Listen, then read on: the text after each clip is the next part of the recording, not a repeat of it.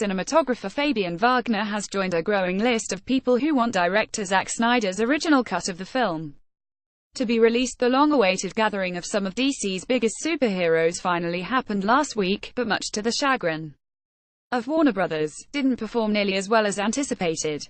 The film at one point was projected to make somewhere in the neighborhood of $110 million to $120 million domestically in its opening frame, but instead made $94 million, the worst opening for a DC Extended Universe film to date. While the film earned a respectable score of B from audience members surveyed by CinemaScore, there are still fans who wanted much more than the film offered in its relatively short 2-hour runtime. Some fans are pointing at replacement director Joss Whedon for the film's change in tone from Snyder's last DCEU movie, 2016's, which had far less humor and far more footage with a 2-hour, 31-minute runtime.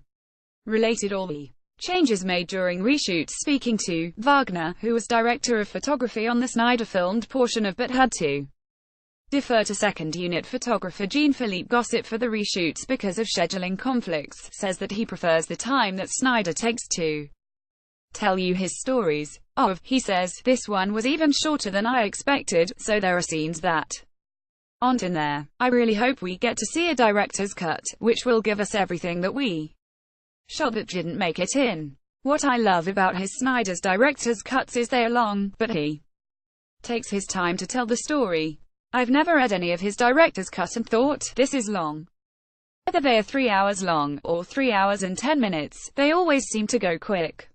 While some of his shots didn't make the theatrical cut of, Wagner is still supportive of what Gossett did because of their working relationship. Gossett and I had been talking about what we've been doing, and he knew some of the style we've been going for. It was great to have someone I know and who knew the film beforehand and could come in and give it continuity.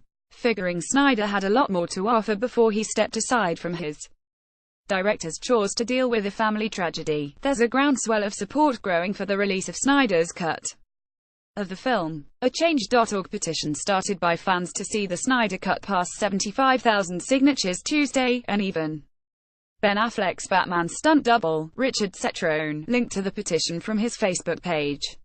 Only time will tell if a director's cut from Snyder is ever actually released. If indeed Snyder did shoot enough footage to assemble an entire film by himself, in all likelihood there's enough footage there to go the way of and release an, which ran a total of 3 hours, 2 minutes.